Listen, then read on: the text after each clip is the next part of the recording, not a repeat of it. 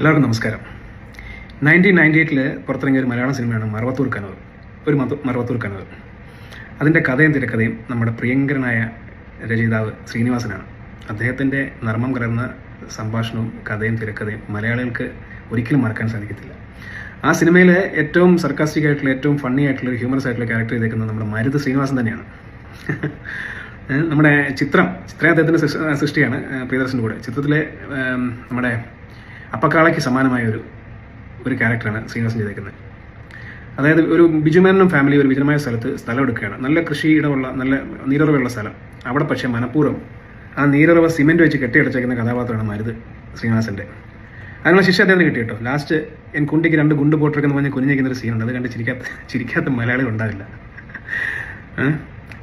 ഇതിന് സമാനം ഞാൻ പറയാൻ കാരണം, ഇതിന് സമാനമായ നമ്മുടെ ഇന്ത്യൻ രാഷ്ട്രീയത്തിലെ ഒരു കഥാപാത്രത്തെയും കൂടെ പറയാൻ വേണ്ടിയിട്ടാണ്. അത് മറ്റാരുമല്ല, പേരിൽ തന്നെ സാദൃശ്യമുള്ള മരുതിന് പകരം മമത എന്നാണ് ഇപ്പം പലരും പറയുന്നത്. അവരുടെ സ്വഭാവം വെച്ച് വിളിക്കേണ്ട പേര് തന്നെയാണ് മമതാ ബാനർജി.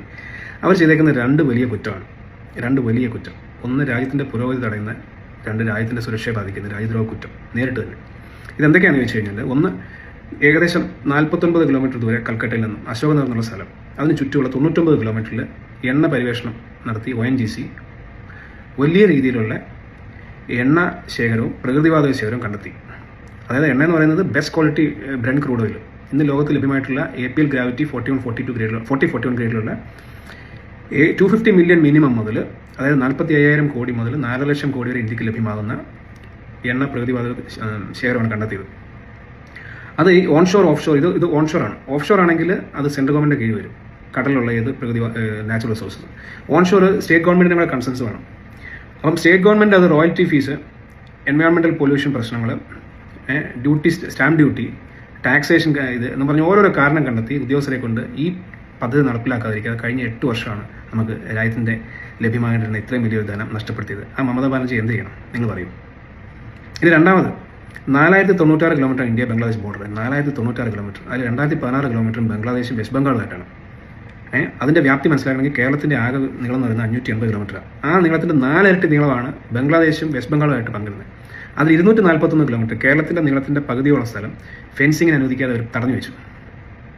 നുഴഞ്ഞുകയറ്റം പ്രോത്സാഹിപ്പിക്കാനും ഇവിടുത്തെ രാജ്യത്തിൻ്റെ വിഭവങ്ങൾ കൊള്ളയടിച്ച് രാജ്യത്തിൻ്റെ ഈ തുറന്നെടുക്കുന്ന സ്ഥലത്തൂടെ അങ്ങോട്ട് രക്ഷപ്പെടാനും ഒരു വോട്ട് ബാങ്ക് രാഷ്ട്രീയം കളിക്കാനായിട്ട് കുറച്ച് പേർക്ക് സഹായകരമായ രീതിയിൽ അവരത് ഫെൻസിങ്ങിന് അനുവദിക്കാതെ, വേണമെങ്കിൽ BSFകാർ സർവൈലൻസ് ചെയ്തിട്ടുണ്ട്. എങ്ങനെയാണ് സർവൈലൻസ്? ഇപ്പം BJP അധികാരത്തിൽ വന്നിട്ട് 1 മാസമേ ഉള്ളൂ. 1 മാസത്തിനകത്ത് 80% ഫെൻസിങ്, ഡ്രോൺ ഉൾപ്പെടെ, റഡാർ, തെർമൽ ക്യാമറ ഉൾപ്പെടെ, അല്ലെങ്കിൽ ലേസർ വാൾ ഉൾപ്പെടെ ഉള്ള സകലമാന സംവിധാനങ്ങളും ഈ 1 മാസത്തിനുള്ളിൽ സാധിച്ചെങ്കിൽ, 80% സാധിച്ചെങ്കിൽ 15 വർഷമാണ് ഭരിച്ച മമതയ്ക്ക് എന്തുകൊണ്ട് അത് സാധിച്ചില്ല? അപ്പം പ്രത്യക്ഷത്തിൽ രാജ്യദ്രോഹ കുറ്റം, അതായത് NSA ആക്ടിന് വിധേയമാകേണ്ട രീതി, നാഷണൽ സെക്യൂരിറ്റി ആക്ടിന് വിധേയമാകേണ്ട കുറ്റമാണ് മമതാ ബാനർജി ചെയ്തേക്കുന്നത്. ഇനി ഇവരെ ആശ്ലേഷിക്കാൻ വേണ്ടി വെമ്പൽ കൊണ്ട് നിൽക്കുന്ന ഒരു കൂട്ടരുണ്ട്. അത് വേറെ ആരുമല്ല, നമ്മുടെ മറവത്തൂർ കനലിലെ പളനിച്ചാമിയുടെ ക്യാരക്ടർ നെടുമുടി വേണു. അത് കോൺഗ്രസ് ആണ്. കോൺഗ്രസ് ജനങ്ങൾ നിരസിച്ച, പുറംകാലിന് തൊഴിച്ച, സ്വന്തം പാർട്ടിയിൽ തന്നെ 80-60 MLA-മാരും 28-20 MP-മാരും തഴഞ്ഞ മമതാ ബാനർജിയെ ആശ്ലേഷിക്കാനായിട്ട് കോൺഗ്രസ് വെമ്പൽ കൊണ്ട് നിൽക്കുന്ന കൊള്ളാം. പക്ഷേ അതിൻ്റെ ഓവറോൾ പിക്ചർ ഒന്ന് ദയവായി മനസ്സിലാക്കണം എന്നുള്ളൊരു എളിയ അപേക്ഷയിലൂടെ നിർത്തുന്നു. ജയ് ഹിന്ദ്.